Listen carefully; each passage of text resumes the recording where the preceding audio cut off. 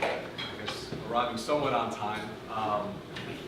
Mark was brought to us actually through a study group that I'm a part of, and he led a conversation regarding valuation and just really creating a context for a lot of people, how to value their biggest asset, which is their business, right? So I found myself in that conversation writing down notes and many of your names on sharing a lot of the points that he ultimately brought to our attention.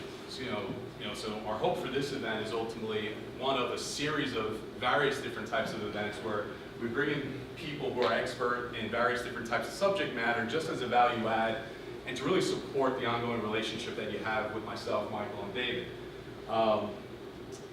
Mark has a legal as well as an iBanking background. He's a Bronze Guy, which we have, I guess, that affinity is with us as well, be it that he went to St. Lawrence College as well as graduated from Fordham University Law. And he's been an intricate part in advising many of his business owner clients throughout the years around really just sharing fundamentals around valuation, all the way up to the point in bringing their business, whether it be public, sellable, mergeable, acquirable. So with that being said, Mark's going to lead us through a conversation, really a talk around a number of different concepts that us as business owners should be considering going forward into the future. All right, Mark? Thank you, and good afternoon, everyone. I'm Mark Taffet. Just by way of background, got out of law school a little over 30 years ago, and since then I've spent about 25 years as an investment banker, helping people buy companies, sell companies, and do strategy around those topics. Along the way, I've run a couple of businesses. I ran a food service company, very fancy business, cafeterias for companies, universities, sporting events, things like that, catering, and 300 employees, 10 had college degrees, probably 100 spoke English as a first language. Pretty gritty business, and got to understand what it takes to run a business and what you folks go through every day, things like having to make payroll. A second business I ran was an investment bank. A big accounting firm gave me a pile of money, said start an investment bank. And we went from nothing to over 30 people, and that happened in 9 months, and then we took on about 70 engagements in the following 6 months, and really just a high-octane, well-financed startup.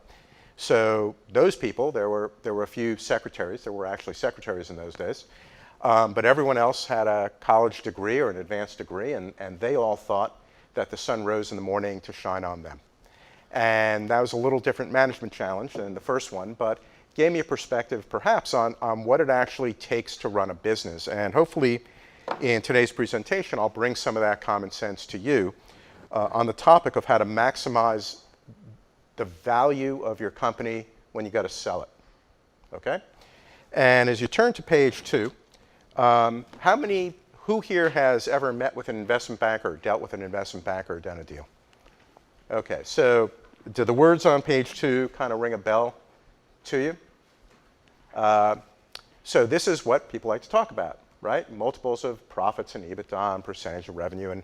And what I will tell you is in my approach, if you turn to page 3, this is what you hear and what I hear when they talk about that. I really don't find it terribly meaningful. These are all measures of historical performance of your company. And if someone comes to buy your company, they're never going to participate on what's already happened.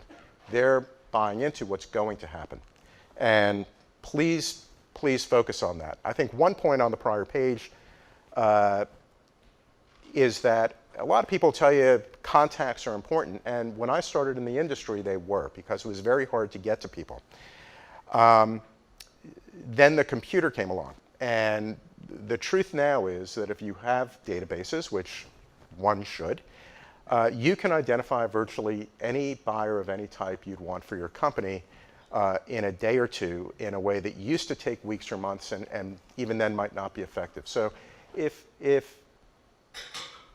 you find someone who says their best friend would want to buy your company, that's fine. But if it's not a good deal, they're not going to buy. And if it is a good deal, they're going to ask your banker to discount it for them because they're their friend. Stick to the notion that if your company really is worth a lot of money, someone can be put in a position where they can recognize that value execute a transaction to provide you that value. If your company just isn't worth that much, then it won't happen. And it really comes down to that. As you turn to page 4,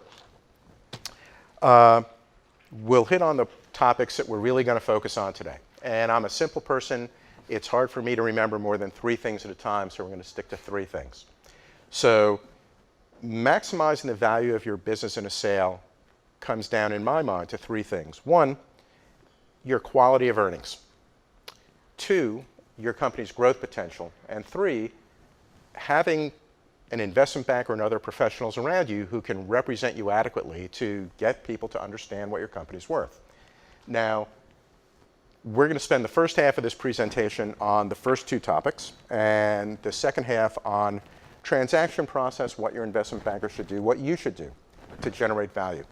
But importantly, the first half of the presentation is really where you have the opportunity to control the outcome of a transaction if you choose to enter one, and where you can have the biggest impact on driving the value of your company.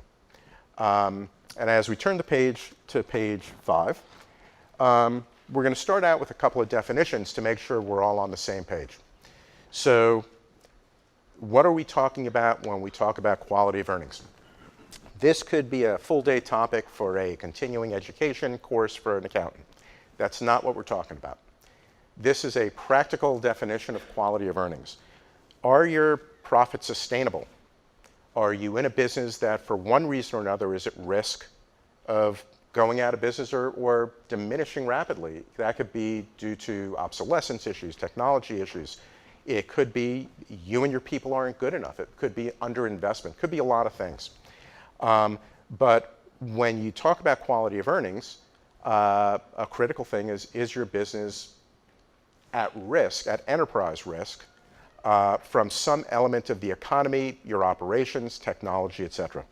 A second point on quality of earnings is looking at your profits. Do they reflect the activities of your core business? So who of you have ever taken a one-time gain?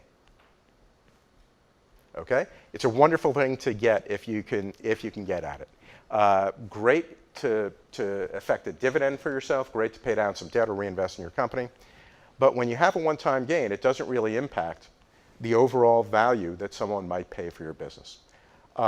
Similarly, if you take a one-time loss, hopefully it's not so big that it really does damage to your company. But once you get past that, the one-time loss is not going to impact the fundamental commercial value of your company to a buyer.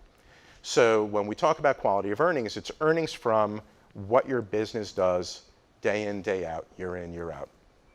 Another point is, does your business actually generate cash? Is there free cash flow?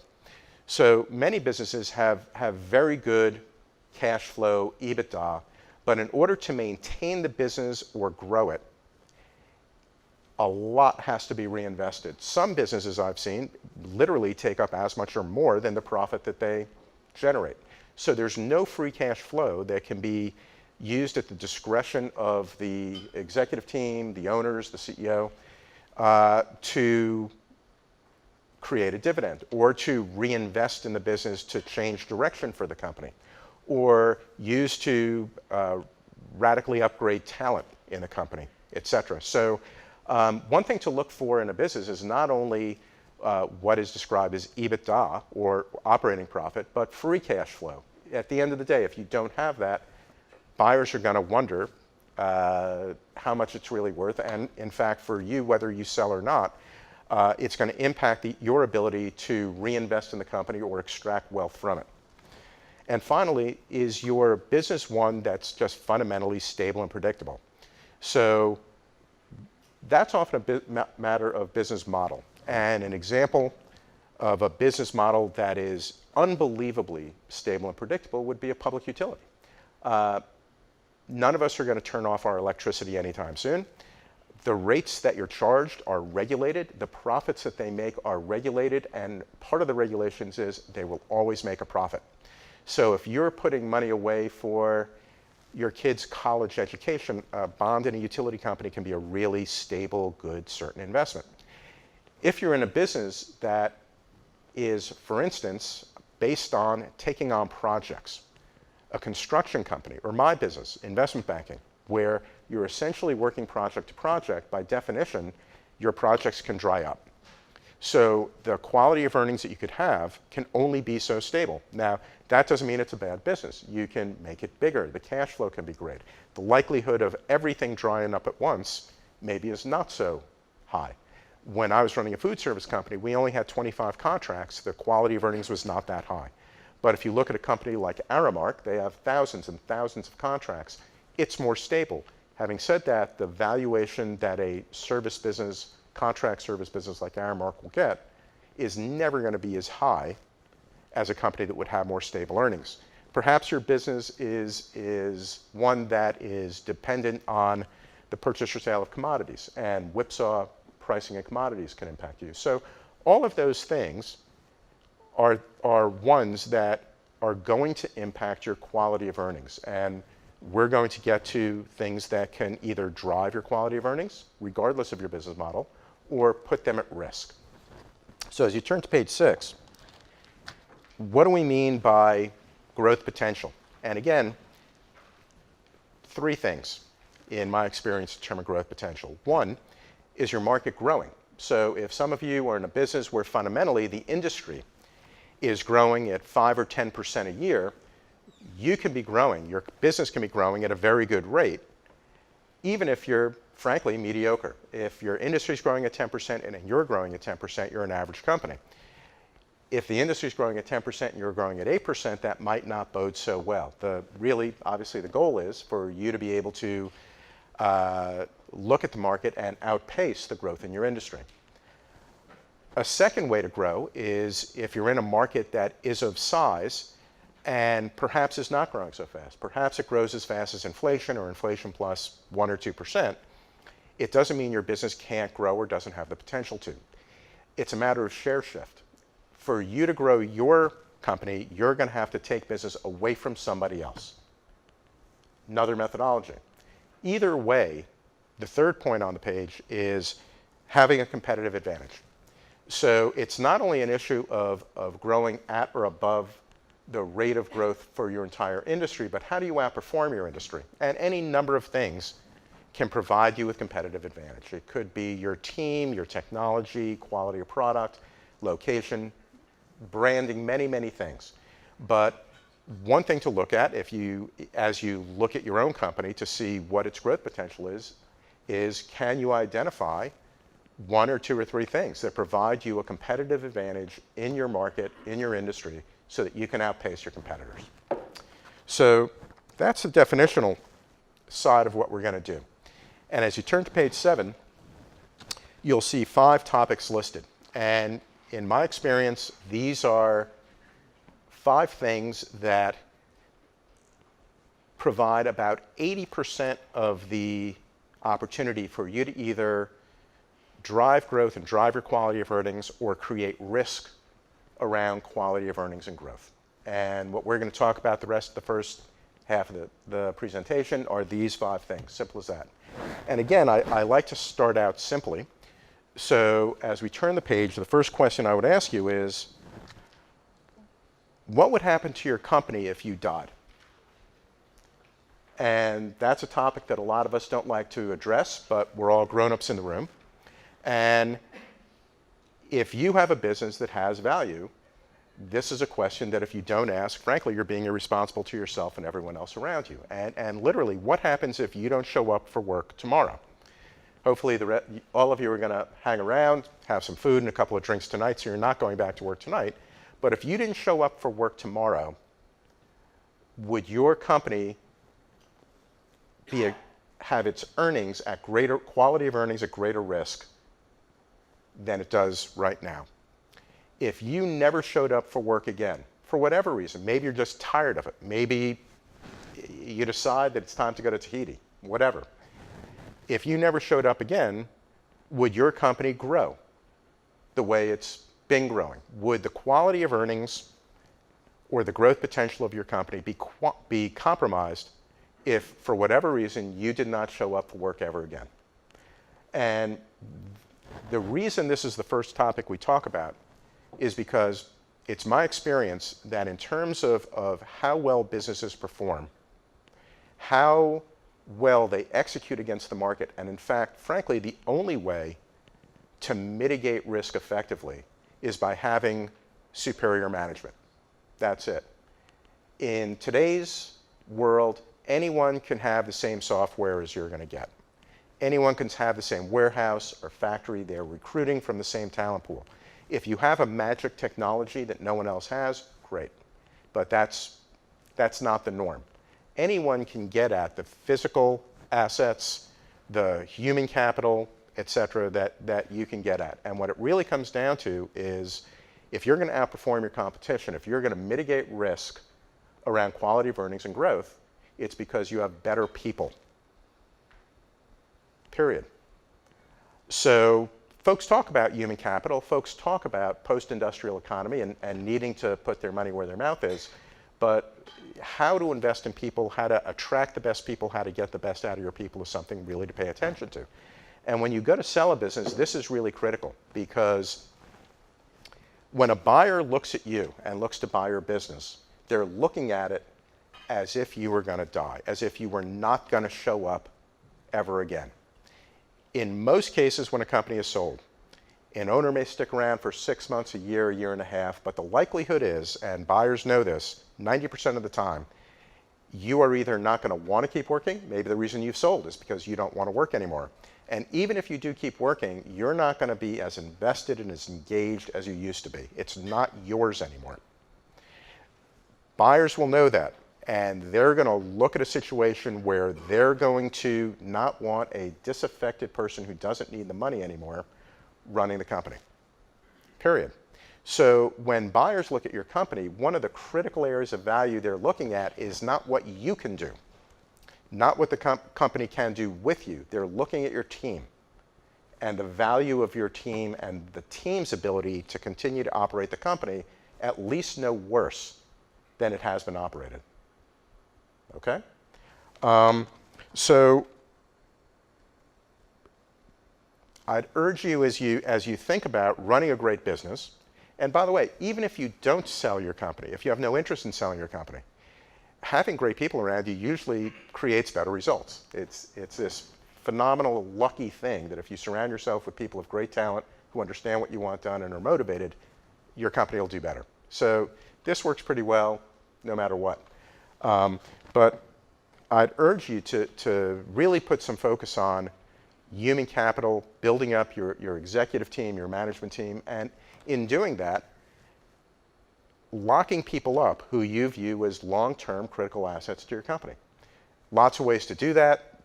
That's a topic for another day. You can talk to some of your friends at Tomorrow about that, but this is not a light topic and probably the biggest single investment you can make. As you turn to page 9,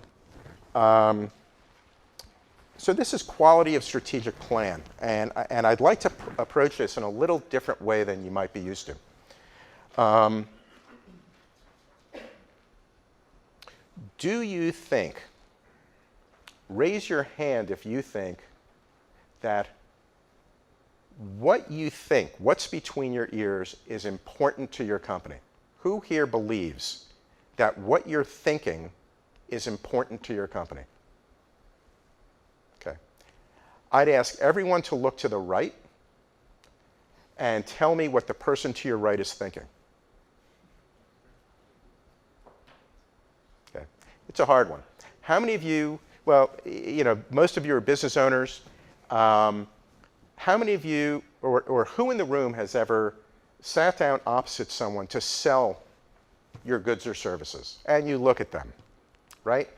And they are a good customer for you, and they can use what you have to sell, and they can pay for it. It's a good match, and you look at them, and you don't particularly like them. For whatever reason, it doesn't matter. You're not going to be friends with this person or become family with them. They need what you have to sell, and they're ready, willing, and able buyer.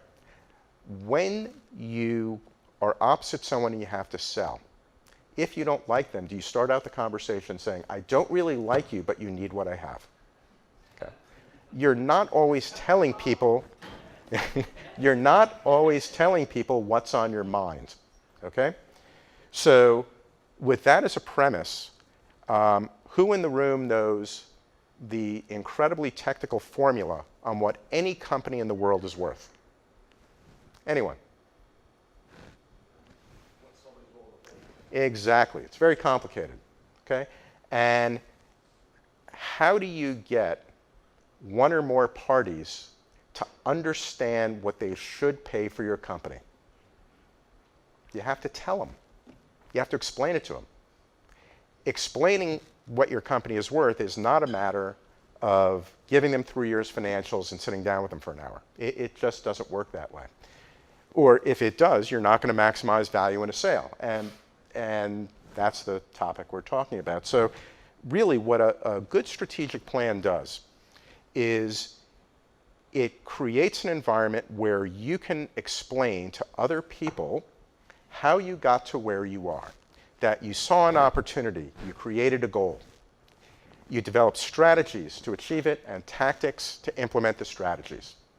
You recruited people to do it, you invested capital, you did lots of things, and it worked. And today, as you're sitting here, you have a strategy now. And there is a goal, and there are strategies to achieve the goal, and tactics that you'll use to implement the strategies.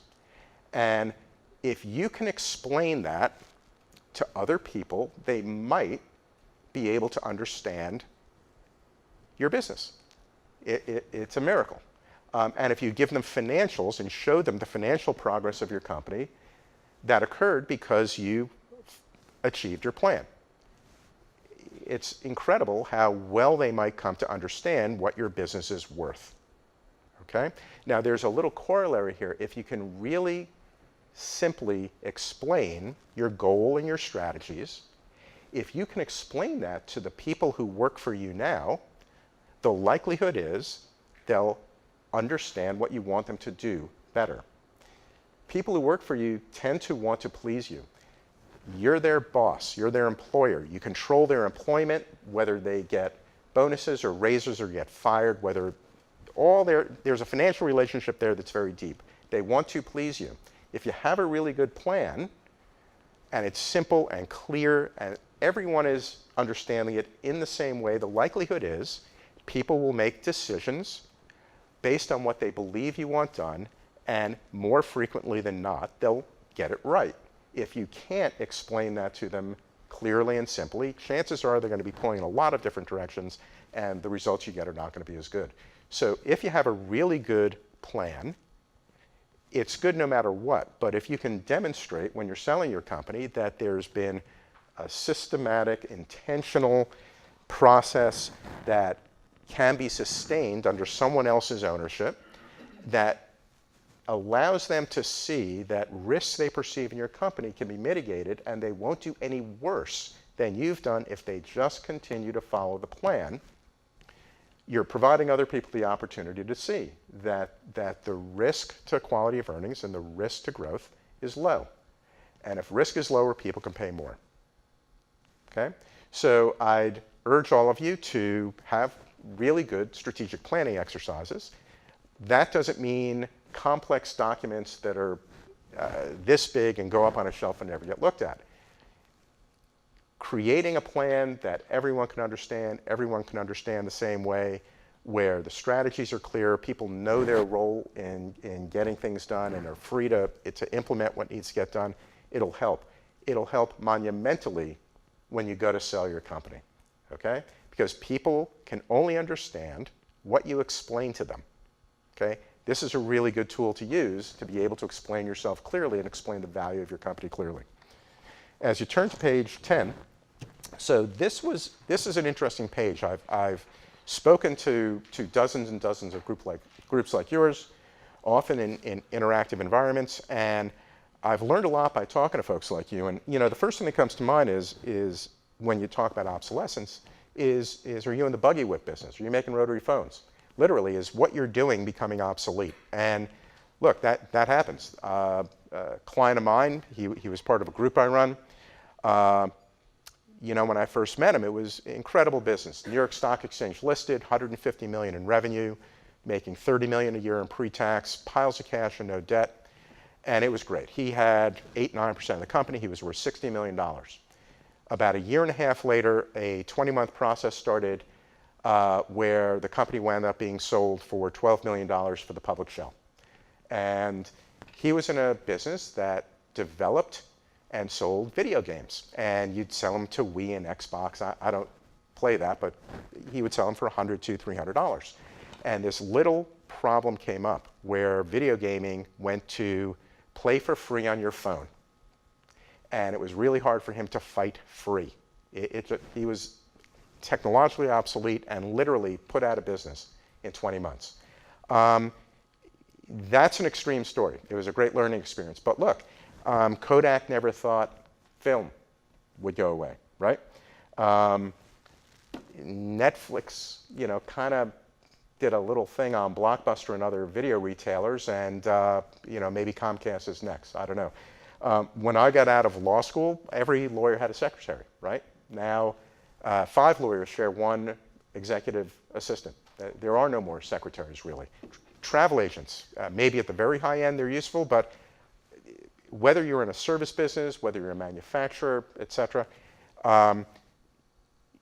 don't laugh at the notion that what you do can become obsolete. It happens. Along those lines, it's a really good idea to consciously undertake some effort for internally developing, evolving your products, your services, et cetera.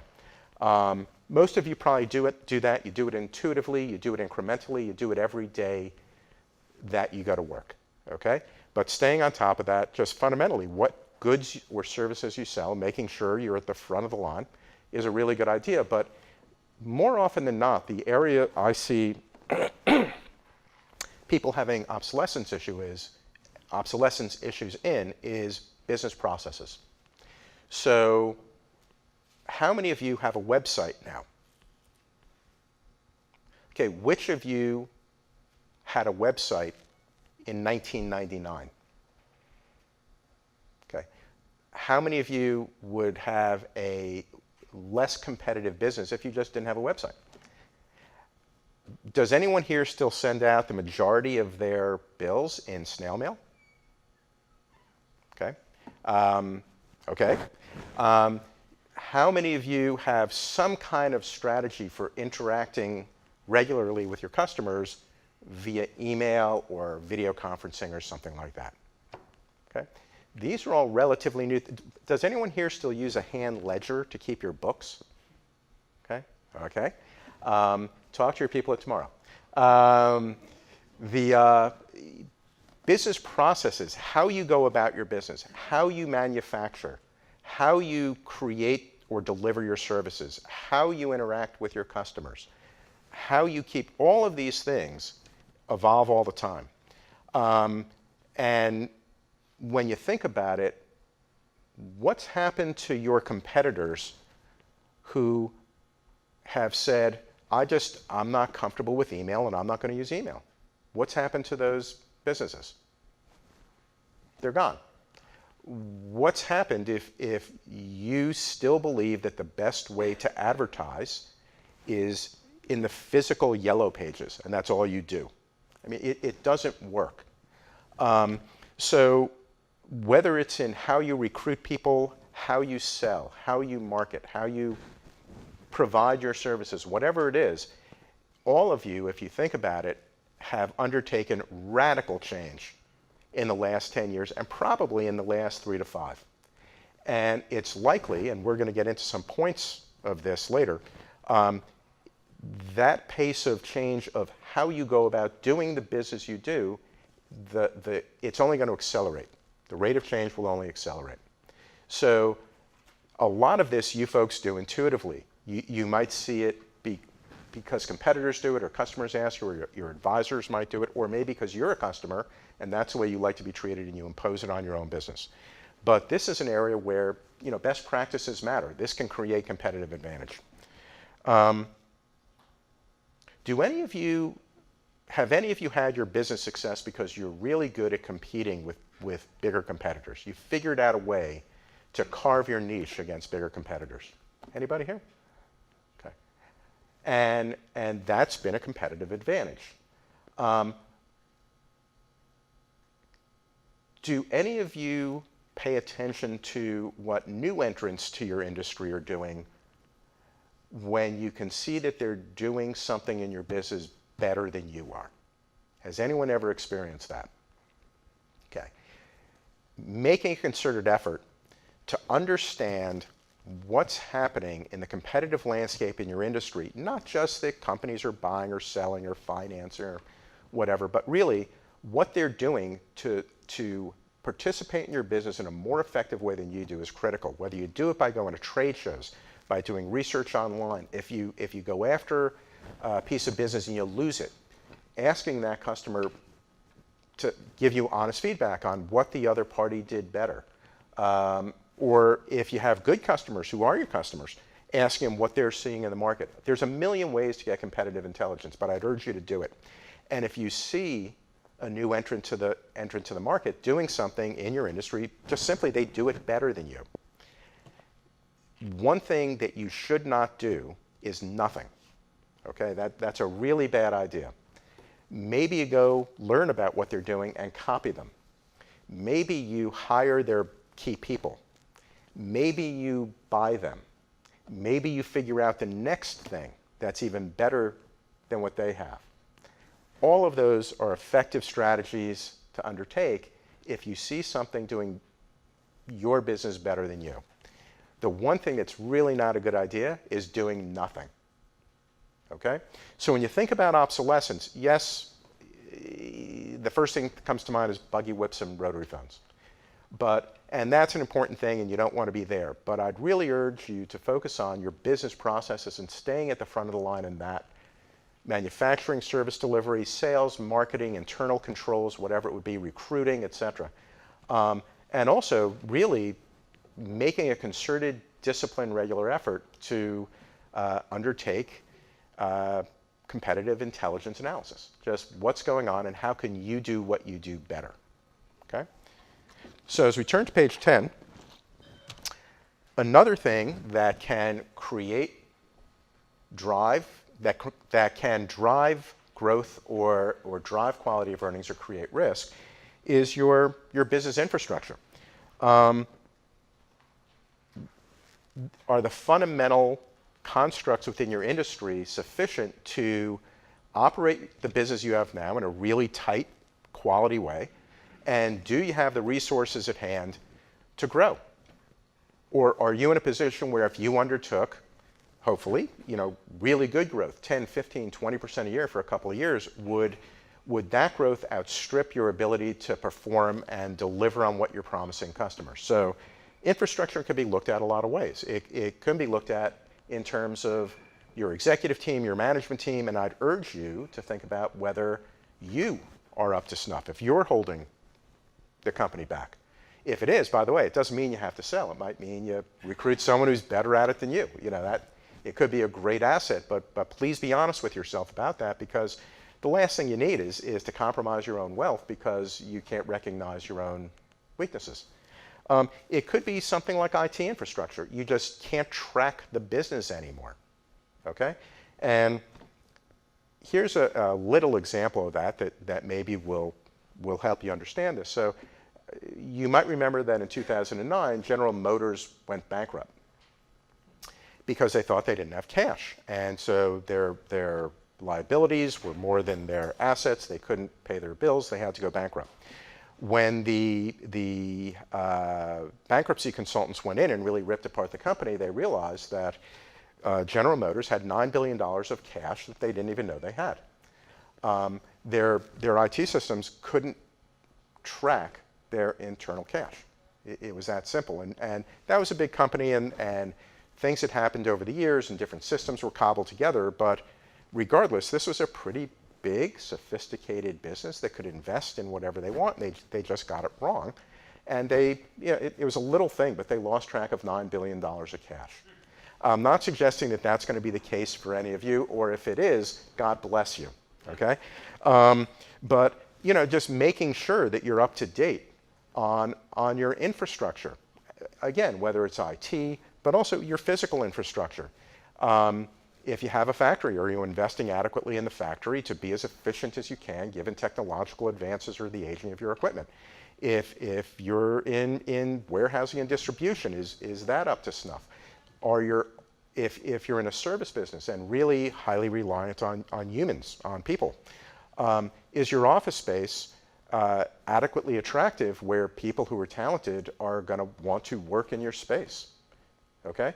Is your infrastructure in terms of practices and procedures up to snuff where you can go after the resources you need? Someone was telling me just before that they have a real issue with just recruiting talent, whether it's sales talent or creative talent, whatever it is. Every business owner, every CEO I talk to says that. So therefore, what are you doing to create an environment in your company or process and procedures where that's a competitive advantage for you? All of these things are issues of your infrastructure, okay? If you're in a business that you really don't care whether or not it grows, then maybe the direction you want to take your infrastructure is just getting more and more efficient so that even if you don't grow, you can make more money, or even if it's not making more money, if you can't get more efficient and lower your prices to make the same money, you can't compete anymore. Okay? So whether you view yourself as a growth company or just a really good business that runs and keeps up, doesn't matter. If your infrastructure is not adequate, it's going to impact your business. And when you go to sell your company, buyers will know that. They'll know if, besides buying you, they have to invest a lot in your business on top of the purchase price.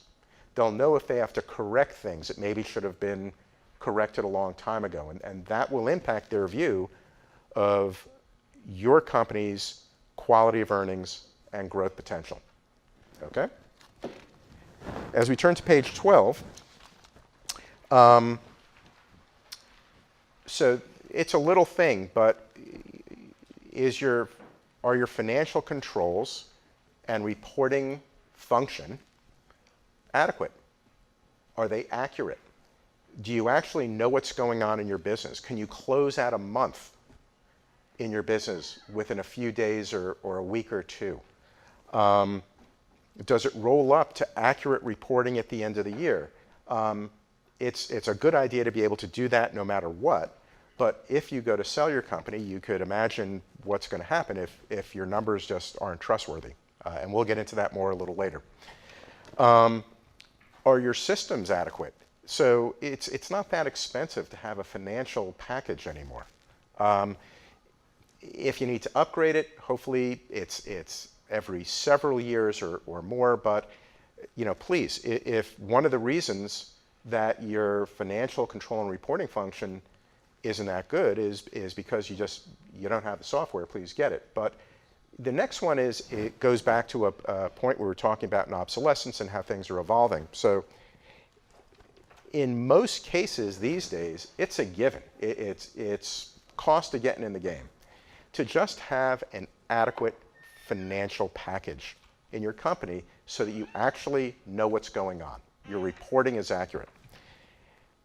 What I'm seeing increasingly is if you don't have the ability to take that information and turn it into some kind of analytics, some kind of business intelligence, so you can look at your business sharper, literally just sharpen your pencil and grind down on problems that are arising and catch them before they become big problems, on areas that you can improve and being able to identify them fast and improve them quickly. If you can't do that, you're losing a competitive edge. This is becoming the new normal.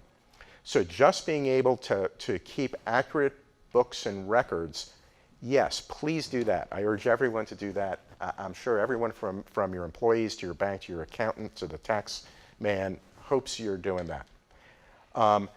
But increasingly, where I'm seeing business going is that's not the ante anymore. The ante is being able to take that information and turn the data into analytics you can use to run your business better. It might not be the new normal this afternoon, but if you want to be at the front of the pack, it is the new normal, and it will be the new normal within a year or two.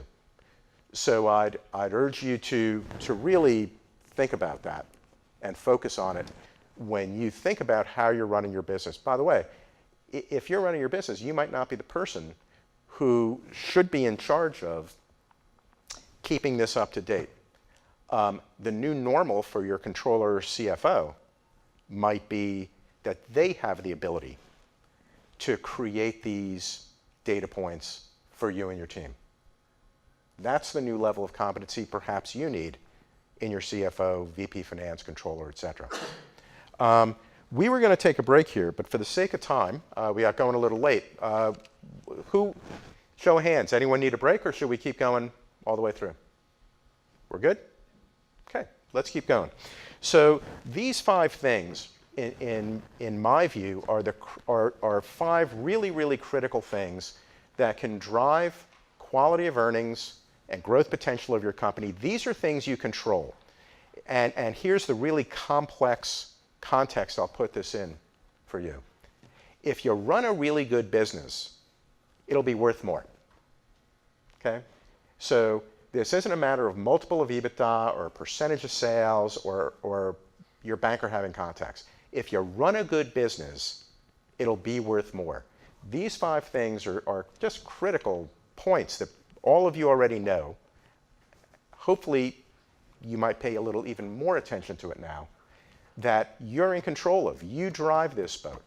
If you pay attention to these things, you will run a better business. It will be worth more.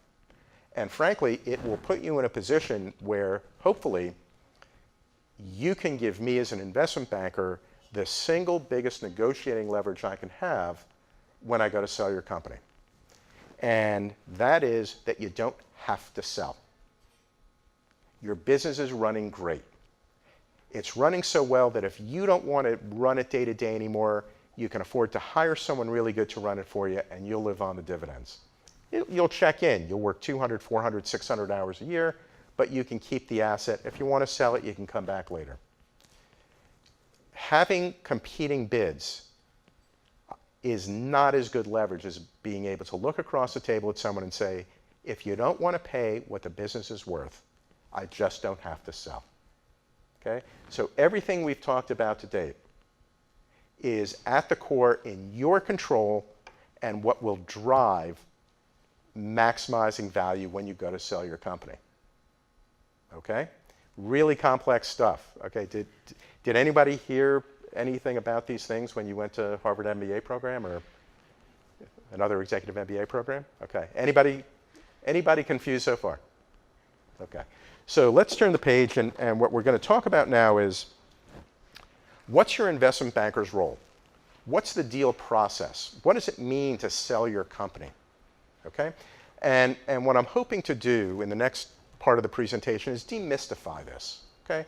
We haven't talked about multiple of EBITDA or those terms haven't been used, and we're not going to use them now. Okay? That's not what the process is about.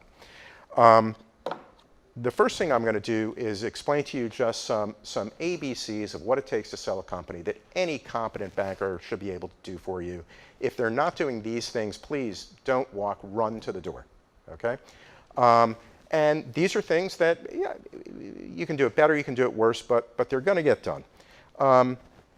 The first thing in what I call commoditized services is identifying buyers. So again, I mentioned before, when I started in the industry, as you might tell by my gray hair, and I'm proud to say it goes gray or goes away, and I still have mine, literally to create a list of potential buyers for your company would take weeks or months of combing through encyclopedic books to try to find the right folks who might be interested or financial buyers. Today,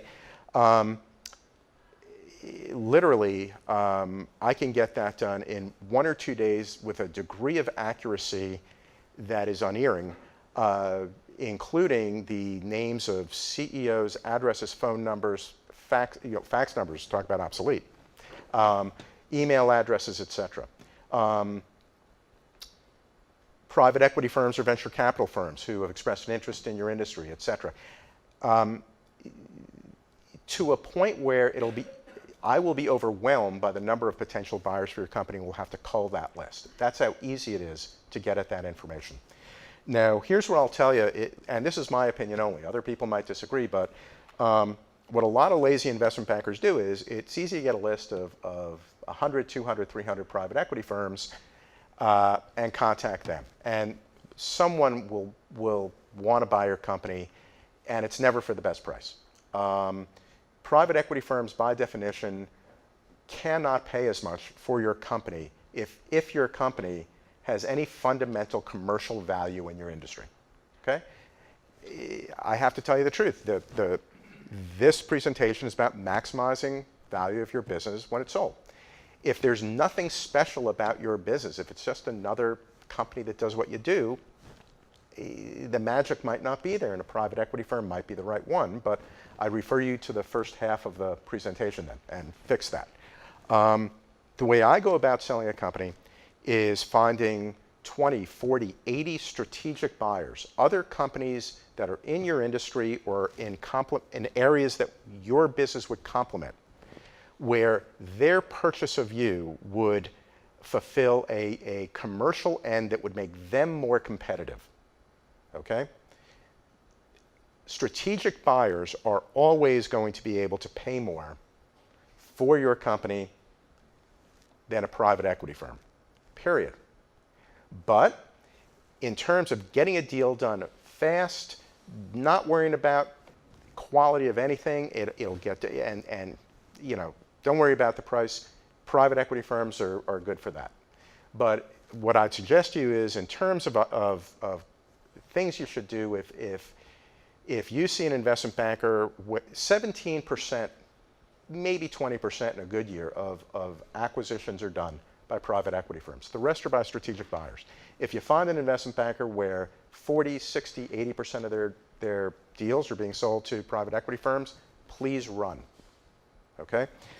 The next three things actually are points that are going to be part of what comprises the information memorandum that an investment banker will put together for you. There's going to have to be a financial presentation about your company. There's going to be historical presentation and some projections. These aren't your audited or reviewed or compiled statements. There's an opportunity here to allow buyers to have a clearer look at what your company's financial performance is. There's add backs. Add backs might be excess compensation to owners. It might be you own a building that the company's using, and the rent might be a little above fair market value. Could be a lot of things that comprise add backs. It could be a one-time loss that won't recur. Many, many things that could go into the pro forma financial statement that you present. This is not magic. Someone coming out of college with a finance or accounting degree can do this. That's not a problem. You're also going to put together financial projections. And what I'd really ask you to focus on is, some folks like to put together projections where there's a hockey stick of growth that magically occurs. It's never occurred before, but it's going to occur after the company's sold.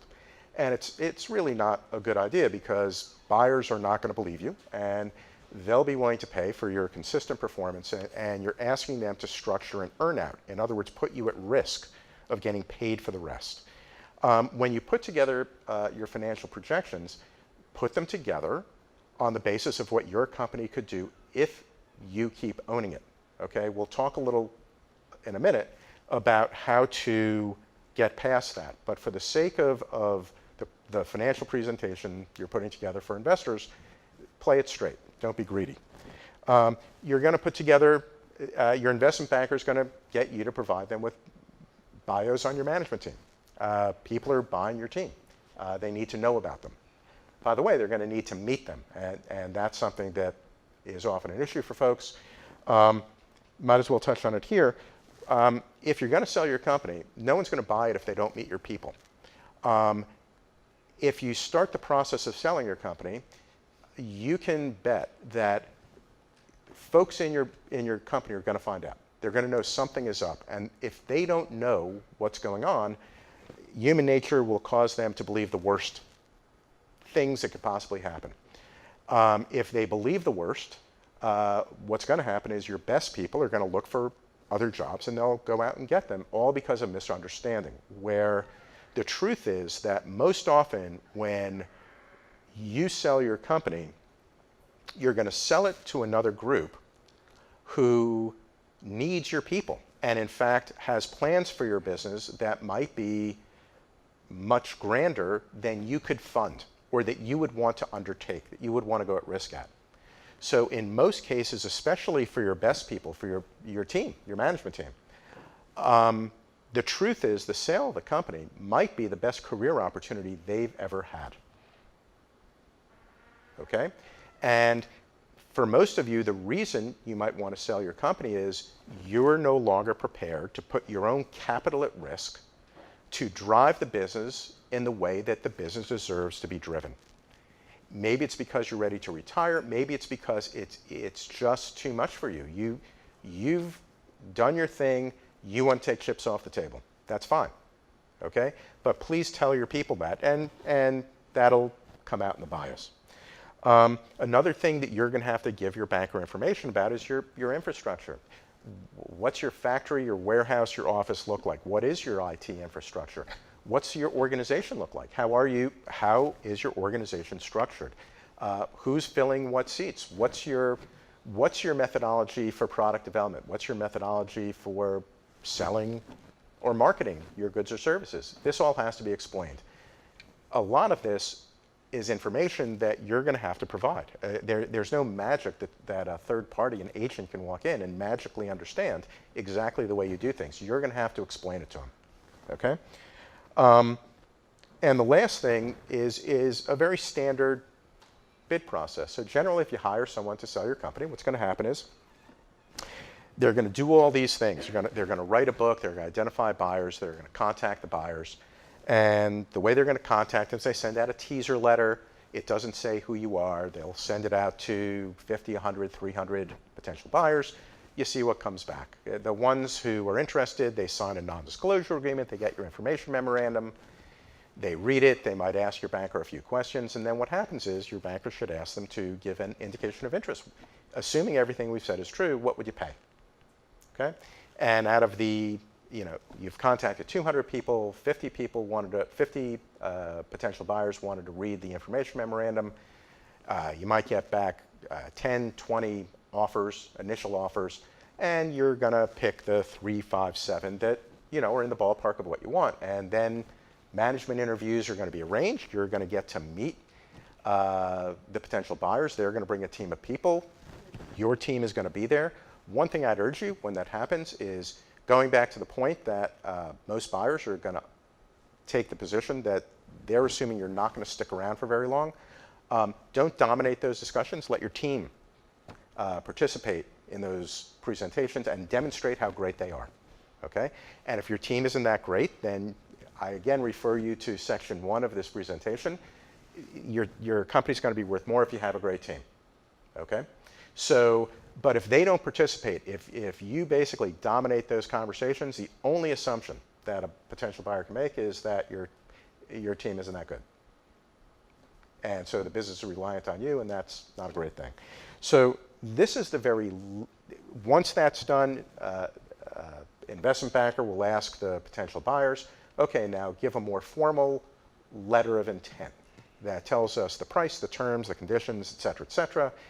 It doesn't oblige you to sell and it doesn't oblige them to buy, but usually it does oblige you to not talk to anybody else for 90 days, 120 days while due diligence is going on and contracts are going on. It's a standstill agreement, okay?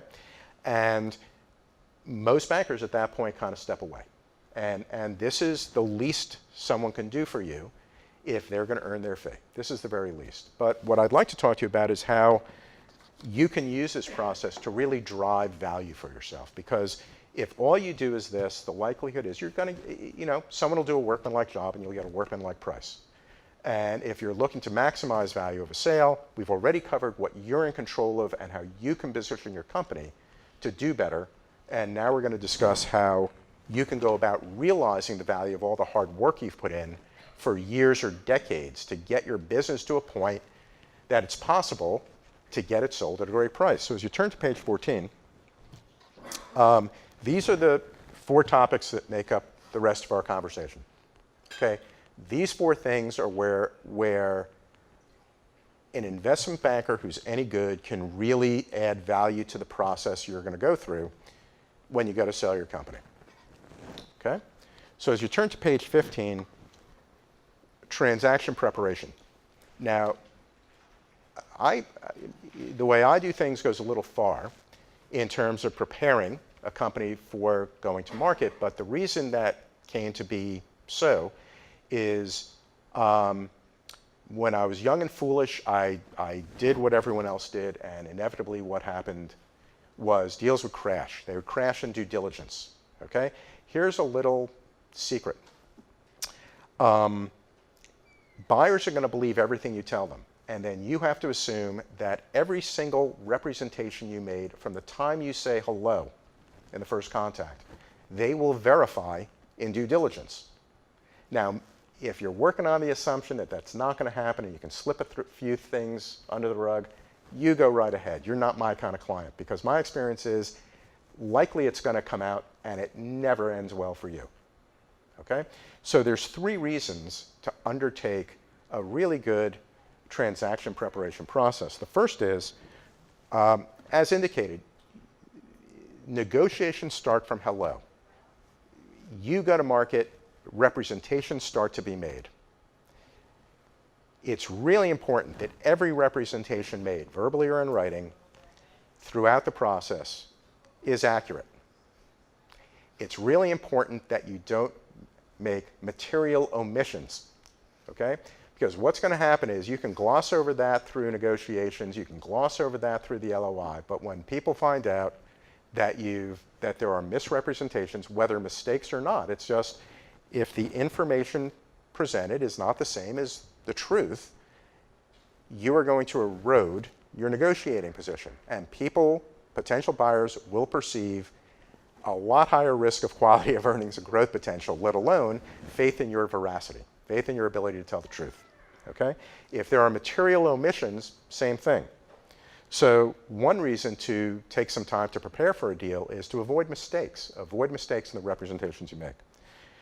The second thing is to be able to identify and undertake the process of mitigating risks that might exist in your business. If they exist, you're not going to be able to cover them up. They're going to be found out. So, for instance, I do a lot of work in the chemical industry. Environmental review is something that's normal. It's going to happen. So if there are any environmental issues, surface them, deal with them, create a potential deal structure or financial structure that will allow buyers to be comfortable with that. Address them from a legal or regulatory standpoint, whatever, but don't expect to go into a deal and tell folks about this in due diligence and think you're going to get your price. Similarly, do you have litigation or potential litigation for anything? Product liability or employee lawsuits? Are you suing other people? All of those things. Surface all of those things so that you know what they are, and if they are problems, if there are things that could create liabilities, you can figure out a way to frame it or resolve it before you go to market or while you're in market but before you expect to close. Another really important reason to prepare hard before you go to market is to avoid delays once the LOI is signed. So if your investment banker's done a good job, and we'll get to some other stuff in a minute, but you hit an LOI, the financial terms, the commercial terms of the deal are agreed. Okay? If things start to come up after that cause delays, you're going to lose momentum in the deal, and it's going to create the perception for ready, willing, and able buyers that there's something wrong, and it will create the perception of risk. Okay? Now, there's a lot of stuff to cover here. From a financial and legal perspective, it's both corporate and personal. So one thing I'd urge you to do is if you don't have your tax planning, your estate planning done before you start the deal, there's going to be a problem, because once you're going to contract and once you're in due diligence, if you're first starting your tax and estate planning, you're going to slow down the deal. And there's no reason to do that. You're going to kill momentum. Before you go to market, make sure that your financial system is producing accurate financial representations of your company. And even better, if you do have analytics, if you can show them in the representations you're going to make, all the better. Now, it doesn't mean if you have a problem here, you can't go to market, but I've gone to extremes where there was a company I was working with. It was a 70-year-old fellow who'd moved his business from Long Island to Tampa 20 years before, but for whatever reason, he kept his controller in Long Island. He was really the CFO, not a very good one, not a very patient person, not highly technical financially, and he had a good business. And it was clear that a buyer of his business was going to bring in one of the big four accounting firms or a similar one to scrub the books. And the thought of him personally being the interface with KPMG or Ernst & Young was kind of frightening to me in terms of getting the deal closed. So I brought in a good regional accounting firm, and he spent the money to do a pre-transaction due diligence report that was updated every quarter.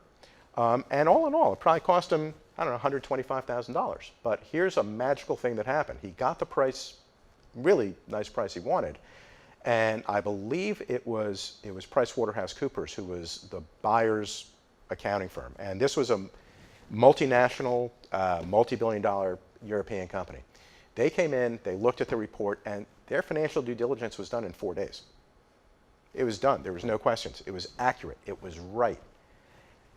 Getting it right took a lot of work, okay? And if we hadn't done that before, this deal would have never closed. It couldn't close because the books and records, the way they were presented, and the ability of the financial professionals in that company to interface with the buyer was zero. There was no choice there. Should you do that? I don't know. Hopefully most of you are in better shape than that. But making sure that you can, having a banker who can help you look ahead and understand the degree of scrutiny that you're going to be under and what it's going to take to adequately act as a counterparty to that so you can close a deal is important. And it's something to be thought about. From a legal perspective, just knowing what your liabilities are. Being able to prove that you actually own what you say you own, or lease what you say you lease, or that the inventory is yours, or that the toothpicks on your desk are owned by you. Making sure that there really aren't dangling lawsuits out there that you don't know about. Being able to demonstrate that you have insurance to cover liabilities. These are all things that you need to put in the box before you start, because if any of these things aren't in place, you can put them in place before you get going. Okay? If there's things that can be cured, cure them now. From a commercial standpoint, if there's opportunities to get customers onto long-term agreements, or if there's critical employees where it would be beneficial for you to make sure they're tied up. And when I say tied up in this case, they're going to know that there's a deal. If you're worried about them leaving because they're nervous, look, if they've made you a lot of money over the years and they're really critical people, reach an agreement with them that at the time the transaction closes, they will get a bonus of X. Okay? At best, they have an even better job when the buyer comes in, and at worst, you've given them severance. Period. Okay? But tie up your people. Do something to secure that critical asset. If there's regulatory things that, yeah, you've kind of been passing over, take care of them. If there's any other function, whether it's, so, here's one thing that I've seen in a lot of companies. You choose to own the real estate that you operate from, and you leave the real estate in your company. Well, usually not the best way to get it valued. Before you go to market, ask your attorneys to move it out. And by the way, maybe when you move it out of your company, it's possible that the basis of it is pretty low, and you can move it into a trust. So it helps in your estate planning. Do all these things before you go to market, please. Okay? If you don't, the possibility of achieving maximum value is going to be compromised. But even more important, the likelihood that your deal closes goes down. And this is a really serious process.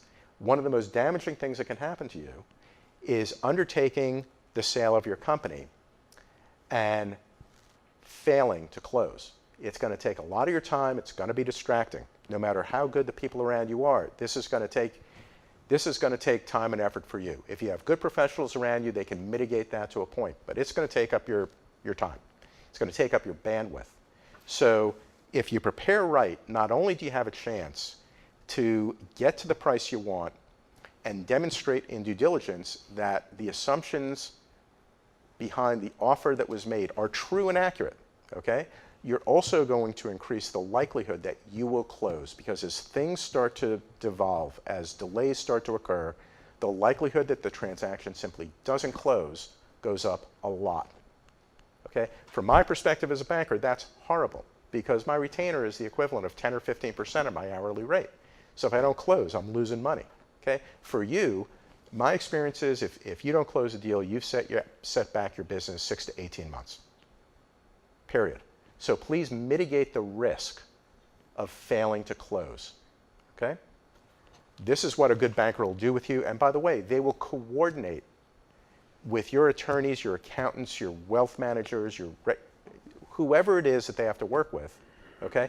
And if for this one project you need to bring in a different set of professionals, it doesn't mean you're chasing your historical ones away. It just means on this one project you need people who really know what they're doing. Okay, so I'd urge you to take the time and make the effort to invest in this. It's going to cost you some money, but you know, losing ground in negotiations leading up to close or failing to close are a lot more painful than this.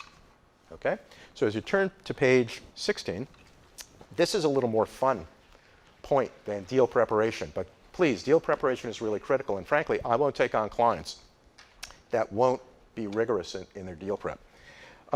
Storytelling. So this kind of pulls on two strings we already talked about. One is your strategic planning process, right? And the other is writing this information memorandum. So it's great if all of you have really super strategic plans. Many of you might not. It's fine. One thing that your banker can do in talking about the history of your company, et cetera, is they can be articulate on your behalf to explain to potential buyers how you got to where you are, okay? How you set a goal, just like we talked about before, how you developed strategies to achieve the goal, tactics to implement your strategies, how you allocated capital, you invested capital, you got a return on investment, and all that stuff. Now, here's a really important thing about that. If you can't explain that, a lot of buyers are going to assume that all of the things that got you where you are came about because you personally are really smart, you're really intuitive, you ran the company by the seat of your pants, you made a lot of right decisions, you're quick and canny and all that stuff, and it was great. Your company did great. And they're going to assume that you're not going to be with the company after they buy, or if you are, you're not going to be as engaged. Okay? So all the things, if they come to believe that you personally drove the success of your company, and you can't explain how no, it was well thought out, you're creating the perception of risk to growth and quality of earnings for the buyer, that they can't run the company under their ownership as well as you've run it. Okay? If you can explain to them how you got to where you are, it helps them understand how they might run the business. Okay? Now, even better is if you have a going forward plan where you can tell people not only this is how I got to where I am, and it's really a super business, okay, and it was processed and you can understand how we got there, but this is where I think we can go. This is where the company can go. This is why. Here's the competitive landscape. Here's how I see the market. I've got the team to do it. My team's going to speak. Here's the strategies we're going to implement, and here's the tactics that it'll take. Here's the capital it's going to cost. And this is what the company can do as is. This is what my plan for the company is. Now, that will match up with the financial projections you're handing over. And what that will allow potential buyers to understand is, at the least, they'll be able to run the company in accordance with the way you've been running your company, and it won't do worse. Okay? Now, most buyers, they might have an ego, and they might be assuming they can do things better, and no matter how well you've run it, you're not good enough, and that's okay. And in fact, sometimes you can use that as a strategy in negotiations to really encourage people to think that they're much smarter than you and you screwed this whole thing up. That's a tactic that is pretty effective. But if you can show them your plan for what you would do with the company, they can understand at least the downside risk of what they can expect the performance of the business to be under their ownership. So being able to explain that clearly and simply and factually and in a way that can be proven in due diligence, okay, is really great to really push the edge of what you can get from your company, for your company. And, you know, it's storytelling, okay? But now let's take it even a little further. And what I'd ask is, when I start the process, the question I would ask you is, what would happen if I gave you $1 million, or depending on the size and potential of your company, $5 million or $10 million, and just gave you a check? And did so with the following rules, okay? Every penny of it needs to be spent within 24 months. There can be none left. You need to spend it prudently. I want to get an outstanding return on investment from this. How would you put it to work in your company? What would you do differently than you have done or would do if you keep ownership if I just gave you a pile of money that you've never had access to before and you could do really smart, aggressive things, okay? Now, if you can answer that question to me, I can create a story that will be in a section that says other opportunities.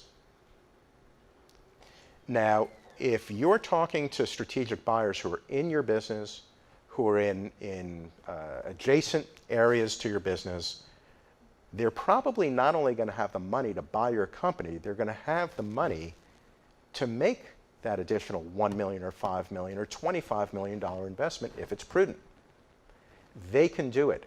But here's a critical thing. If I asked you to undertake that level of investment in your company, one of the things that might hold you back from being aggressive is you might not have the infrastructure to execute against those investments. You might not have the people. It might take longer than 12 to 24 months to put new facilities in place, to install to create a marketing program, to ramp up R&D, whatever it is. But a strategic buyer is going to have infrastructure. They're going to have distribution centers and factories. They're going to have management teams, lots of people who are talented. In fact, if they're a really good company, one of the reasons they could be buying you is they have really talented people who they can't promote because there's people in the way, but they want to take out and put into your company to help run it. And if they believe that their people are better than you, great, all the better, okay? But the fact is that a good strategic buyer probably can do more with your business than you can. Maybe by putting their products through your distribution or vice versa, or their products through your sales channels or marketing channels, or vice versa. Maybe it's by making new investments. It just takes capital, or it takes engineering talent. Maybe they're an international company and you're only domestic or regional. You have many, many reasons where they have the fundamental infrastructure to allow you to move ahead on a prudent, managed basis that can drastically accelerate your growth. Now, it's important that you express this to potential buyers in a way that they can understand, so that when they go to analyze what your company is worth to them, because they're going to pay what they think it's worth, they're not basing it on a hockey stick curve they've put together, that you've put together. You're giving them the information necessary so that they can create their own hockey stick curve. It's their information, okay? And if you sit down with your banker and you know your industry, and if you need to call in a consultant, if you can create a fact pattern that can be proven in due diligence, that matches up with the truth, so that it will be shown to be accurate in due diligence. And when the buyer sees that they actually can't do worse than you've been doing if they just follow your plan, but they could do a lot better, okay? Now, how does that change their view of what your company is worth to them? Usually helps a little bit, okay? This is a subtle thing, and it takes some time, it takes some effort. But my experience is if you prep right and you tell the story right, so that you can not have any delays and mitigate differentiation between representation, what's found in due diligence, and really let people see what they can do with the company, the difference in value you can get for exactly the same asset is 20 to 60%, period. So when a banker tells you your company is worth 5 to 8 times EBITDA, okay, how many of you would go to a doctor who said, I want to do this procedure, and within kind of 60%, I kind of know what I'm, it doesn't work, right? So the first banker might be right and say, your company is going to go for 5 to 8%, but how do you figure out how to make sure you're in the 7 to 8% category?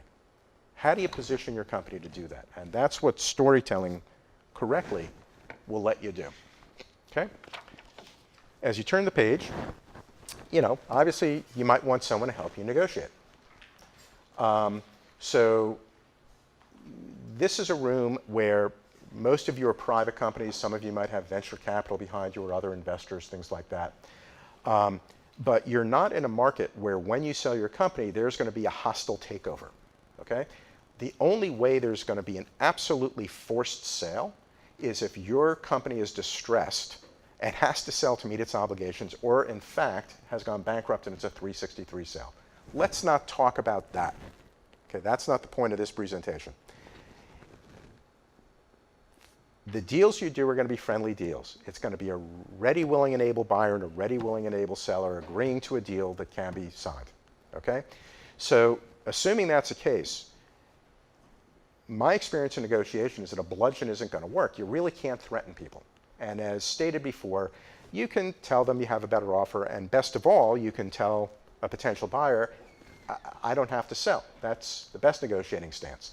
But it's going to be a friendly deal, and if you want to get to the value that you really think you can,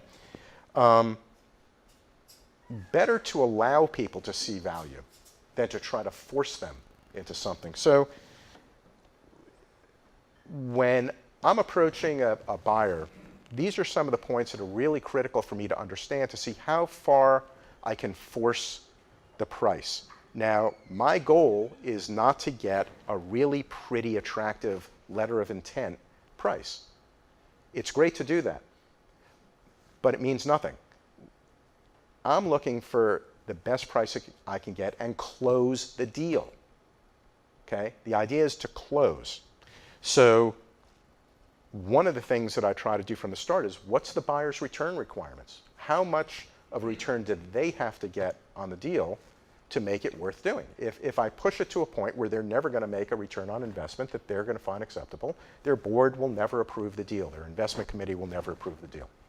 So understanding how a financial buyer would look at a deal and how they're going to see the numbers, and understanding how a strategic is going to look at the deal, and understanding how they're going to see the numbers, allows me to look at a deal and negotiate from the point of view of pushing the price to a level where the buyer is still going to meet their return requirements. If I push past that, we're not going to close. Haven't done the job for you. Now, the next point is cost of capital. Now, here's one of the reasons that private equity firms really can't compete with strategic buyers. Right now, if a strategic buyer comes to acquire your company, they might borrow money. If they have a good-sized company, clean balance sheet, they're probably borrowing at under 3%. That's their cost of capital. Maybe they have the cash on the balance sheet. Okay? If they have cash on the balance sheet these days, if you look at the Russell 2000, the Fortune 500, a large swath of companies, strategic buyers have a return on equity.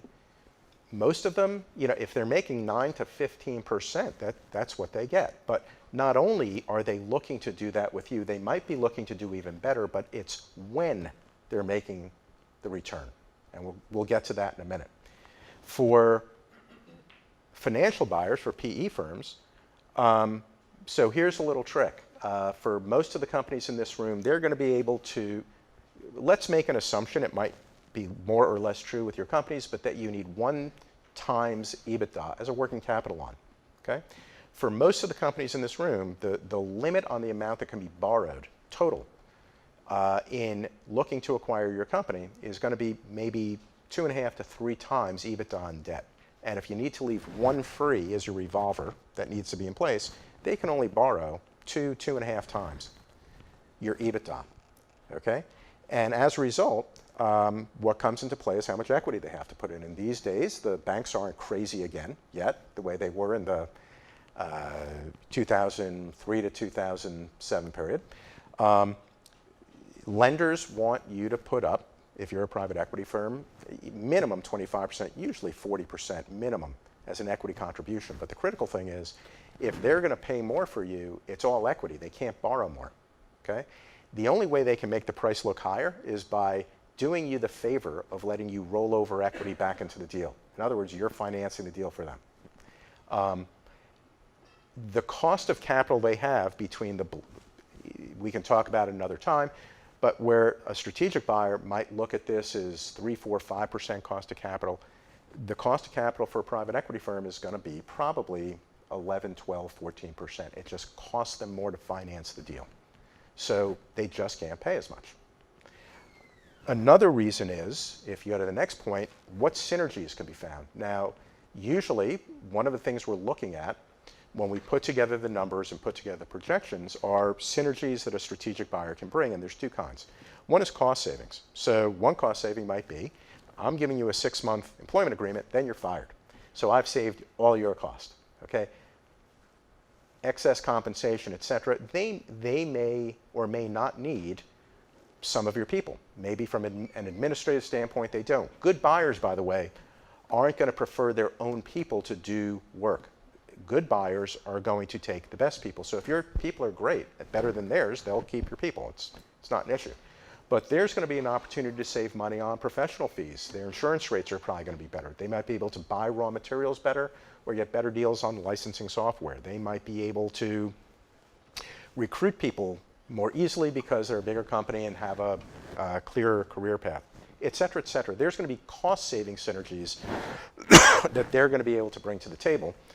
And one way, when I do a fair amount of work on the buy side, what I look at is I close the deal Friday, Monday we open up, my client owns it. Over the next 90 to 180 days, what steps can they tangibly take that will reduce costs? And if your company has $2 million of EBITDA going into the deal, if I can look at it and I see, no, once I buy it and I eliminate costs because I buy better or don't need accountants or whatnot, to me, I'm making $2.6 million. Okay, I'm buying $2.6 million and I can get my return on that. Okay, so there's cost saving synergies. It might be that they don't realize them for 6 months or a year. So they might look at their return requirements 12 months after the deal. Importantly, there's also the upside synergies, what we just talked about, putting your products through their sales channels, their distribution network, taking your services and vending them internationally instead of just regionally, or vice versa, putting their things through your processes, et cetera. It could be just investing more in how you market and just really digging in. Whatever it might be, a strategic buyer is going to be highly interested in you if the acquisition of your company provides them with a competitive advantage. Understanding what that might be and understanding how they're going to calculate that from a timing perspective will allow you to say, okay, in year one, my $2 million is $2.4 million to them. But in year two, my $2 million might actually be somewhere between 3 and 4. Okay? You're not going to get 8 to 10 times the 3 or 4. Okay? You might get 6 times the 3 or 4, and that's a really good multiple of 2. Okay? So if you can understand the synergies that are going to be brought to your company by potential buyers and the cost of capital that they're going to have and their return requirements, you can negotiate toward a price that they can pay and still get the return on investment that they need, okay, and close at that price. Another key thing in negotiations is to understand something we talked about in deal prep, risk. How is the buyer or the buyers, how are they going to perceive risk in your company? You might as well address it up front because it's going to come out in due diligence. Bring it out, frame it, talk about it, and if possible, frame the other side of the risk, which is, and this could create opportunity because this risk has held my company back, but we've mitigated it and it won't be a risk for you. Or at the very least, we will structure a deal. Right now I'm doing a transaction selling a piece of a larger company, and they have environmental and pension risks that go back 30 years. You can't get out from under them, okay? And a couple of years ago, they asked me to sell the whole company. I sat down. It took 2 months with their attorneys. There was no way we were going to be able to sell this company without exposing the buyer of the whole company to the full force of their environmental risk. Instead, we're selling off a little piece of their company, which is where the really pretty spectacular value.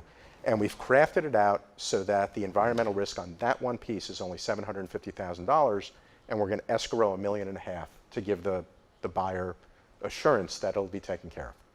Okay? So frame the risk, address the risk, and know it, and make that part of the negotiation. You're not going to be able to get away from it, so you might as well go after it.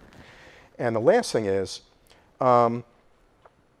if you do all of these things, if you've been thorough in your preparation, if you've told the story right, if you understand how the buyers are going to look at it, you can really understand the hockey stick curve that they've created for themselves. And if in fact your business is really, at the top of its game in your field, and you can get more than one strategic looking at the same fact pattern and seeing the same potential, what you're really negotiating against, what you're allowing them to negotiate against is not only what they can do with your company, but the concept of they know their competitors are looking at this too, and how their competitor would harm them if they buy you instead. Okay?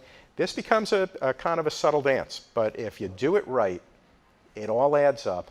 What's it worth for you to get 1 or 2 or 3 or 4 more turns of EBITDA? Or what about if the face value of the deal maybe is a little lower, but you get it all in cash? There's no earnouts. What's that worth to you? Okay? That's what all this adds up to. Okay? The last point to talk about on page 18 is coordination of due diligence. Okay? So, and really coordination of the closing process. So this is the other side of the deal preparation. I assume most of you haven't, spent most of your lives interfacing with, sharp deal lawyers or accountants with green visors on who are going to give you a proctological exam and due diligence, or regulatory consultants. By the way, really, one of the things that's going to happen in due diligence with good buyers, whether they use their own people or consultants, they're going to do commercial due diligence. So if you made representations about how good your product or service is or technology is, how competitive you are, what the competitive landscape is, they're going to look to do commercial due diligence and verify that what you've represented about your position in the market and what you feel you can do going forward is accurate. They're going to find that out. They'll invest in that. Okay? So it's not that a banker is going to do all those things for you, but you need to coordinate all these things in a way that allows the deal to proceed quickly, so you maintain deal momentum. Okay? Coordinate with your accountants, lawyers. If there's consultants involved, them too. Hopefully at this point you have no more tax issues, estate issues, issues regarding properties in your company that should have been taken out, marital issues. Please, if that's coming to light when you're in the closing phase of the deal, you've lost. Okay? It will cost you, and cost you more than just taking care of it. Okay? So hopefully get past that. A good banker is going to be able to help you coordinate the back office part of this. So literally, you're going to have papers, or hopefully an electronic file, that demonstrates you own what you say you own, you have the insurance you say you have, that your litigation position is what you've represented, et cetera, that your financial representations are accurate, commercial, all of that's in the back office. Okay? That's one thing. Another thing that's going to happen is, at this point, a buyer is going to want to bring in their HR people and meet your team. I mean, they're going to be up there. So how do you now coordinate the human capital part, the people part of the transfer? Okay? You need to coordinate that. There's things that can be done. Not for today's discussion. a banker's not going to be your lawyer. You're going to need a lawyer. But how do you coordinate getting the contracts written, the flow of information that's necessary? How do you make sure that the lawyers, whether it's yours or theirs, don't start to cause unnecessary delays? Having someone who can help you coordinate that and has seen this 5 or 50 or 500 times before, it might help. It also, by the way, allows having someone coordinate these things for you, not only raises the likelihood that you will sell, close the deal, and close it at the price that was agreed, it will allow you to pay a lot more attention to running your business, which is a little important because until that check is cashed, you own it, and there's always a possibility that it won't close. So I urge you, during this whole process, run your business well, okay? There's also a whole other part of what's going to happen during the closing process if you're dealing with good buyers, and that will have to be coordinated. So if, you know, it's usual that if you have some important big customers or suppliers before closing, a buyer's going to want to meet them, and that's frankly the very last thing you do. I mean, the contracts are agreed, everything's in place. Now that it's all done, let's meet the key people. But even more than that, past that, the day you close, you're going to have to tell a lot of people that the deal's done and it's great for them. You're going to have to tell your customers, okay? The buyer's going to have to tell your customers, but they need you to facilitate that. You know them. You're going to have to tell your suppliers. You're going to have to tell your service providers that this has happened, okay? How do you do that? How do you coordinate that? How do you do that in a way that allows the counterparties to those communications, the people who do minor things like actually pay you money for your goods and services, how do you create a situation where they perceive this as a great thing, okay? How do you make all that occur, okay? More important to the buyer than to you, but you know, it doesn't hurt to be there and coordinate that with them if your goal is to close the deal at the best possible price. So it's not that your banker is going to do all these things for you. You will need accountants, you will need lawyers, etc. But if they can coordinate all that activity and drive it so that it's done efficiently, as quickly as possible, so you don't lose momentum, it's worth it, and it allows you to pay more attention to the business. So just in closing, as you turn to page 19, a few points that really are a little less technical. Before you start this process, make sure you want to do it, okay? If some of you may feel special because a private equity firm calls you and says, we want to buy your company. Well, these are like robocalls. I literally am contacted by private equity firms between 4 and 20 times a day, every day, okay? It means nothing. If you want to sell, go about it the right way. Don't let someone just buy your business, okay? So before you enter this process, make sure you want to do it. One thing I hope I've brought home to you is this is going to take work. Professionals around you can mitigate that, but it's going to take time and attention from you. It's also going to cost money, okay? And it can fail. There's risk. So to treat the sale of your company as some willy-nilly thing where wouldn't it be cool, if you need that for your ego, you know, go buy a Jaguar. Go, do something else. Don't mess around with your business. If you're going to sell your company, invest the time and focus on it to make it work great.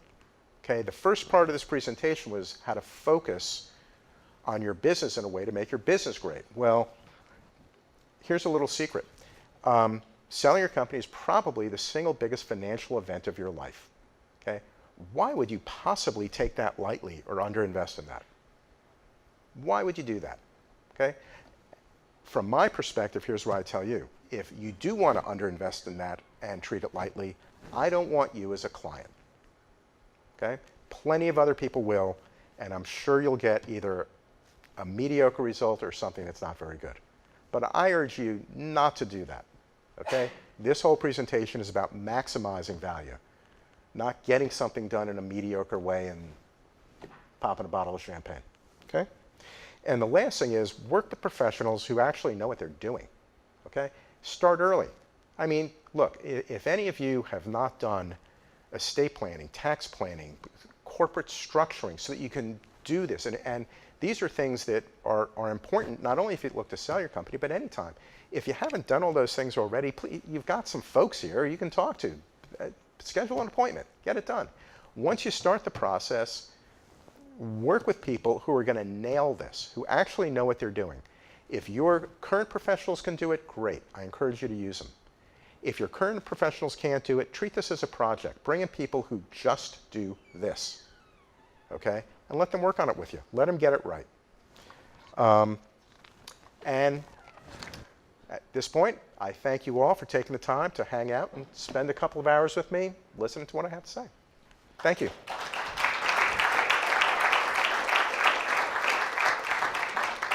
So I think we have time, maybe 10, 15 minutes for some questions. If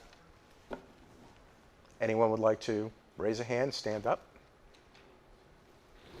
I had one question. So one of the practices that I've seen in most of the European M&A transactions are a full comprehensive legal due diligence report that's prepared.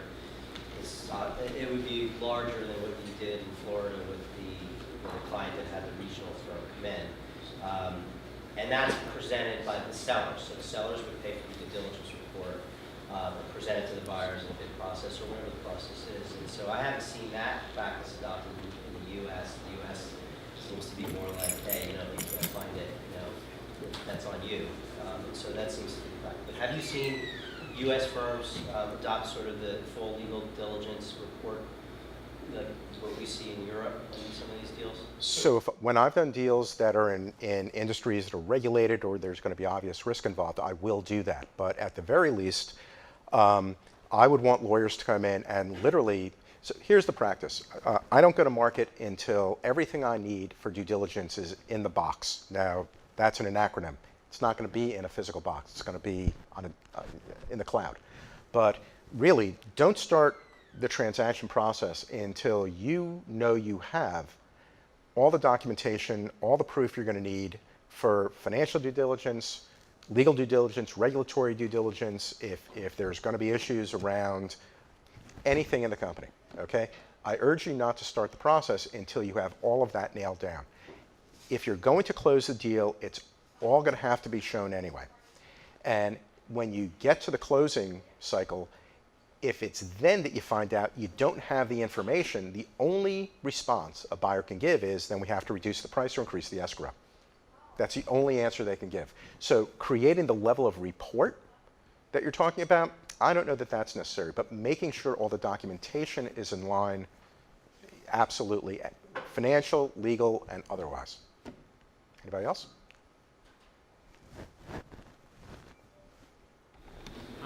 Over the past few years, we've been doing a bunch of transactions. I know you mentioned estate planning, where we're moving business interests into trusts to avoid estate taxation, to create creditor protection, exercise some level of control, keeping us family. Does any of that negatively impact an attempt to sell the business? Do potential buyers see a trust and have an issue with it, or do they see it as a good thing? Or? It's not an issue at all, and I think most buyers would view a company that's put together, or a seller who's put together a good plan like that makes sense and doesn't get in the way of a transaction as a positive. You made a good point that certain times you can protect assets whether you're looking to do a deal or not. So for instance, if going back to a real simple one, if you have real estate in your company and for whatever reason over the next 10 years your company goes bankrupt, if the real estate's in the company, it's an asset of the company. It's going to get sold off. If it's outside the company and you lease the building, the facility from another entity, whether it's a trust or just a separate company, if your business goes bankrupt, you still have the real estate. Many, many things like that. But again, that's something that I'd urge you to talk to a trust and estates attorney, a good tax accountant. Any number of professionals could address that with you, both from the perspective of asset protection, upside and downside, moving assets when their basis is still low from a tax perspective, not my sweet spot, but there's people you can talk to about that. They probably are in this room. And certainly, here's one thing that can happen. If you're selling a business and there's issues where maybe there's more than one heir, okay, maybe there's a bunch of kids, look, you're not looking to start a fight by getting a big check, okay? So if you can work all that kind of stuff out before you go to market, it's a good thing. And that might not impact the pace at which you can close a deal, but it might really help avoid some family fights after the close. Anybody else? Some of the other questions we've heard over the time, how do you know when the right time is to start entertaining selling your business? A few ways. If you want to retire, that's a really good. If you want to retire and you don't have a team in place that can run the company as well or better than you, okay, got to sell. Now, on the other side of that, part of your job as CEO is developing a team that can run the company better than you. In which case, you have the option of selling it in your management team as an asset, or keeping it and just showing up at monthly meetings or quarterly board meetings and clipping coupons. You have the choice of that, and you've given me the negotiating leverage of not having to sell. Okay. Another time might be if you see that there's enormous opportunity for your company, but you just don't have the ability, the financial ability to keep up with it, or can't attract the talent that you need to keep up with what your company could do. If you see that you just can't keep up with the potential of the company, it might be a good time to sell. And another one that, look, I run a CEO peer group, and it's a topic we talk about a lot. If you reach a point where you say, I don't want to own this business if I'm not running it, and I've peaked out. I was great driving the business from startup or 5 million to 15 or 20 or 50 million. I was great at that. But I can't, I'm not the best person to do this anymore. And if I'm not running it, I don't want to own it. Then it's time to sell. But that's something that's, perhaps that's an issue of self-actualization more than, financial criteria. And can you expand more on key people, the assets Sure. of the business? So, we talked a little about, what happens to your company if you are the be-all and end-all, making every decision, driving everything, and, mitigating every risk. And if for whatever reason you can't show up for work, one answer is, well, I don't care, I'm dead, and I have an insurance policy, and that's great. That's a little cynical, because even if you have all that, there's no reason to deny your family, your partners, your employees, your customers, the value of your company. So, one thing I urge people to look for is even at relatively junior levels, recruit people who you think have that spark in their eye where they could be leaders. If you see that there's people on your team who have senior positions and they were great getting you to where you are, but you just know they're not the people to get you where you can and want to go. Okay, it can be hard, but look, you're running the company, you own it, you're the CEO. They're not paying you to make the easy calls. Okay, it doesn't mean, by the way, that person who's been loyal to you, who's made you money, has to leave. You might just hire over them. By the way, if you hire people, I urge you to set a little money aside. If you hire senior people, set a little money aside as a reserve in case you have to fire them for severance. It's just, every hire doesn't work out. But what you're looking for really is try to hire people that are great. Try to hire people that are better than you. Try to run a company where people that good want to work and find opportunities to do well with you. If you have a company where people really have very limited opportunity to do well for themselves, their careers, their families, you're going to attract people who are appropriate for that. So if what you really want to do is drive the company, you're going to be as good as having a great salesperson, as having a CFO who doesn't make mistakes and knows how to get money, of having an operations person who can take an extra 4 points at a cost. You're going to, hire people with brains and moxie. Is what I'll tell you. And if you can't do that, if you just are the kind of person where you prefer to really control things, that's great. Do it.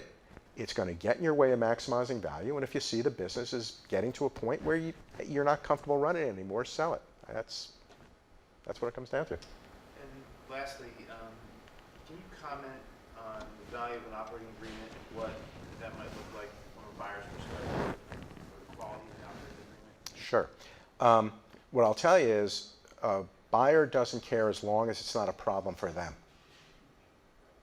Okay? So, talk to your lawyer. Dispute resolution is key. So if there's two partners and you're 50-50, have a dispute resolution mechanism in it. If you want to control your business, but you have other partners or you're taking in investors, be very clear on what you're really referring to is the broad topic of governance. Who gets to decide? Okay? Don't have something that's loose. Don't have something where people can cause problems and can create litigation. Okay? Don't do that. Okay? If you have an improper operating agreement, it will cause problems for the buyer, and the buyer's not going to want that problem. They're not going to solve it for you. Okay? So if this is an issue for your company, take care of it. Take care of it now. Okay? If there's concessions that have to be made, you want control, there's financial concessions, do it. But if you bring that problem to the table when you're in the closing cycle, you haven't done a very good job on the deal prep. Put it to you that way. Okay? Any other questions from the crowd? Please. I understand it varies transaction to transaction, but any general rules of thumb on structuring an earnout? Earnouts come into play if your company is in a dynamic mode, going up or down, or if it's highly dependent on you. So here's the trick. Buyers are going to want to pay you out of the profit made because they might give you all the profit made.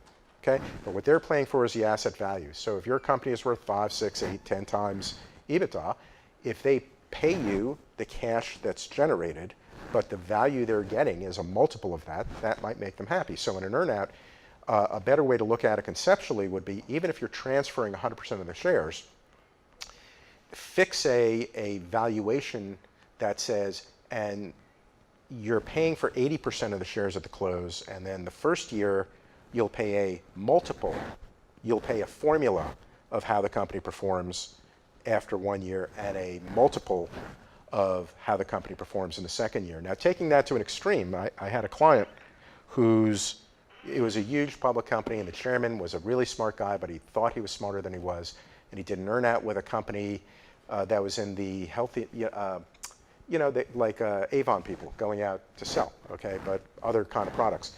Those companies can grow and shrink fast. And, it was doing $30 million when they bought it, and they said, okay, we can't agree a price. We'll pay you for 60% of it. We'll give you an earnout for the rest, and we'll pay you over 5 years, okay? The first year they owned it, it went from 30 million to 22 million. Well, by the fourth year, it was doing 475 million. The fifth year, it did 650 million. And the earnout reached a point where they owed in cash to the seller 275 million in cash. They didn't have it. They had to give him the company back after they'd already paid him 200 million. They couldn't do it. I mean, it was the most, and so, I mean, that's how insane this stuff can become. And what's crazy is when the chairman did it, it was probably his 58th deal, and he was in his 70s, and he thought he was really smart. All he had to do was put a cap on total payments. And if the cap would have been, I paid you 15 million up front, and I won't pay more than 15 million more in the earnout, everyone would have been happy. Okay, so there's a million tricks, but that's one of them. Anybody else? There's someone back here. Please. If you're looking, if you have a lukewarm feeling for a sale, is there an avenue or a vehicle to get you a ballpark number so that you can entertain whether pursuing the idea further without getting into investing into the project? I've done valuations, okay, and I can make a valuation, say anything I want, really, within reason.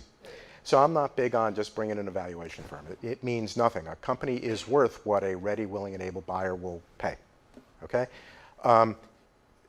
What you might do is if you talk to a couple of bankers and be willing to supply them with enough information that they can actually go away and do some work and come back. I mean, look, the way I approach business, I'm happy to talk to people. First conversation, second conversation, do the work and see if there's something to do. And from my perspective, it's as much me doing diligence on potential clients as the clients diligencing me.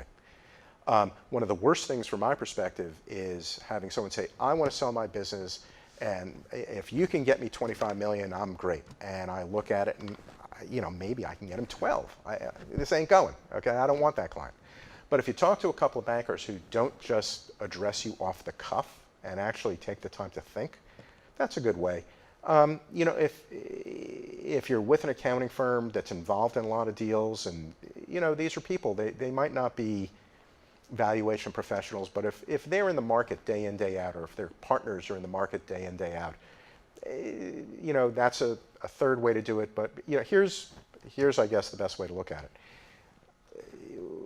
When I go out to research something, do my own due diligence, I'll look at 3, 4, 5 things. And if all of them are in the same ballpark, I kind of get comfortable with that's kind of where things are. If I look at 3, 4, 5 things and I find that things are all over the place, maybe I don't want to get involved, or maybe I need to do a lot more research if I will. Okay? So put it out to 2, 3 people. If everyone's coming in at the same place after putting a modicum of effort, get comfortable.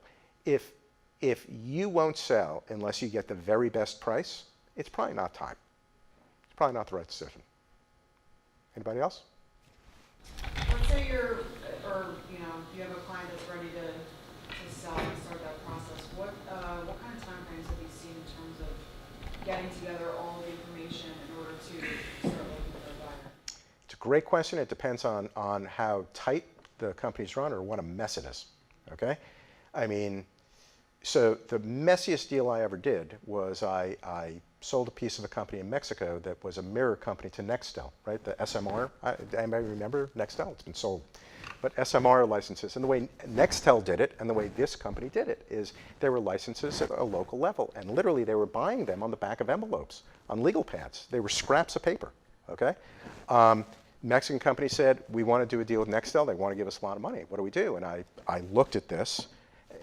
It was insane. And this is in 1996.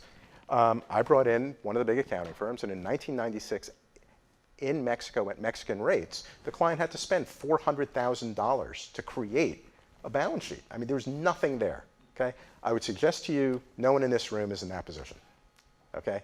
Nothing's gonna be that bad.